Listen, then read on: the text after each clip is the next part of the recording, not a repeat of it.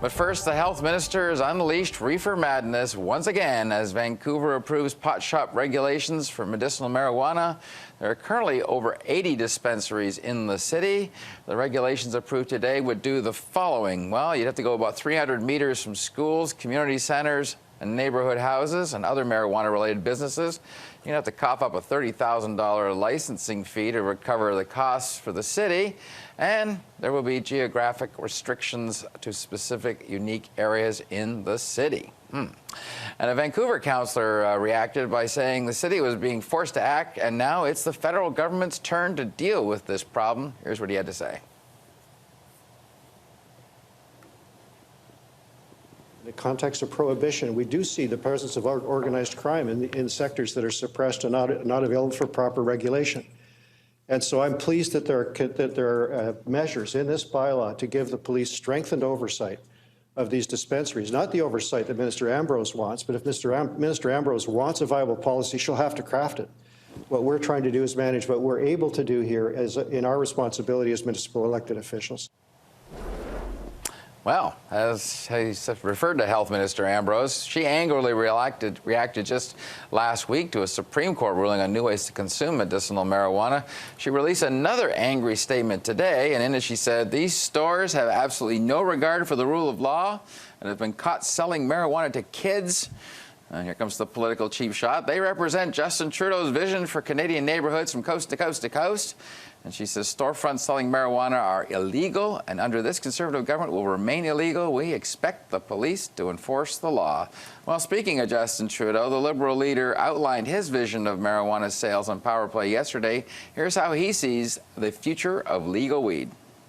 This is a government that hasn't respected any of the studies or evidence, is going on an ideological take on this, not grounded in how we actually need to start acting to protect our young people from the easy access they have to marijuana right now, and to make sure that we're not flowing millions of dollars into the pockets of organized crime and gangs. That right now is Stephen Harper's failure, and what we're proposing is a way to protect our kids, keep the money out of gangs, and also, through legalization, allow a framework for the kind of research and support of medical marijuana that needs to happen.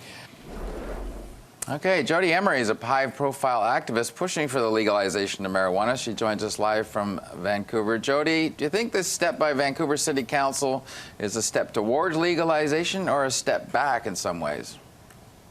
Well, legalization can take many forms. We have different rules for alcohol, but it's legal. So this is a fantastic step. I'm extremely excited about it, even though a few of our friends and associates in the industry will have to shut down under the new rules about distances. We know that this is sending a signal across Canada and even to the world that marijuana is here to stay. Marijuana businesses are profitable. They're not creating any problems. And we're following the example being set south of the border, where American states are generating billions of dollars by regulating marijuana sales. It's a win-win for everybody, so I'm extraordinarily happy about it. Yeah, but it sounds a bit like the Vancouver councillor there was daring the federal government to get cracking down on these shops from Ottawa. Is that not a possibility? It's certainly a possibility, and we're seeing that the RCMP is already putting a little pressure here in Vancouver on events like Cannabis Day. But this is just the Harper Conservative government reacting against the progressive moves being made at a grassroots level. Local governments have to challenge the federal government when it comes to these sort of issues. And again, the United States serves as an example where municipalities have changed their rules and allowed for dispensaries, which then led to states passing legislation, which is now putting pressure on the federal government to reschedule marijuana. And certainly they've stepped back in prosecutions, and the DEA has been curtailed. So here in Canada, it's great. Bring it on, Mr. Harper and Ms. Ambrose. If you want to talk about dangerous substances, we need to look at alcohol. But marijuana is not causing any harm. There are reams of scientific studies showing that it's extraordinarily helpful for a lot of suffering people, and it's entirely safe for ordinary adults. So let's have this challenge so we can discuss it and debate it. You sort of referred this earlier, but won't the licensing fee and the fact you've got to get these shops away from schools and the like, would that not reduce the number of dispensaries in Vancouver? They expect that about 2/3 of the dispensaries currently operating might have to close under these new rules.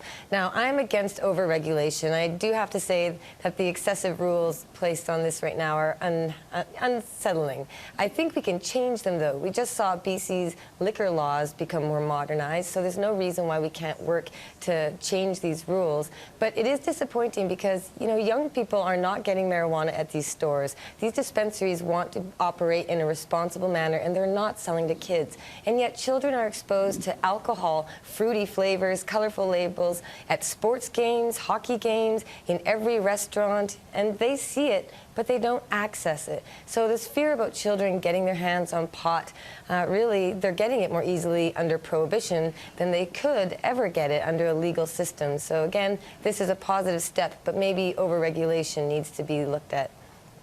Okay, and certainly Justin Trudeau pointed out that right now illegal marijuana sales are probably giving revenue to gangs and other organized crime, so I guess that's one way to look at it. But seriously, though, I want to get you to look me in the camera and tell me with a straight face that all the marijuana sold in these stores is really backed by a doctor's prescription. Isn't this a fairly loosey-goosey arrangement?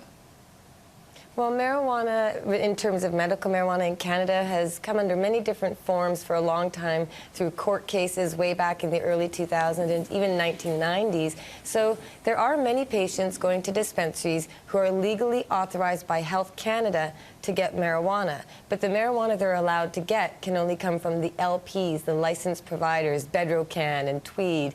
However, everyone knows these patients are going to dispensaries for more availability, for the proximity to their homes, and because these dispensaries have been operating in a safe, respectable, responsible manner for a long time, and there aren't any problems with the way that they're operating. But we're seeing a little bit of fear about young people and all these over restrictions, but when it comes to medical marijuana, doctors are approving it. It's definitely proven to be reliable as medicine for many people, and in the absence of a legal system where marijuana is safely and readily available, patients are going to go to dispensaries or to their neighbor who grows it in their basement or to Bedrocan and Tweed. They have these options. But we really need to stop arresting people and wasting billions of dollars maintaining prohibition. So the Harper government likes wasting billions of tax dollars, and we need to change that. All right, Jodie, I think there's going to be a lot of pot shots during the election campaign to come. We'll see what happens. Thanks for joining us. Thanks so much, Don.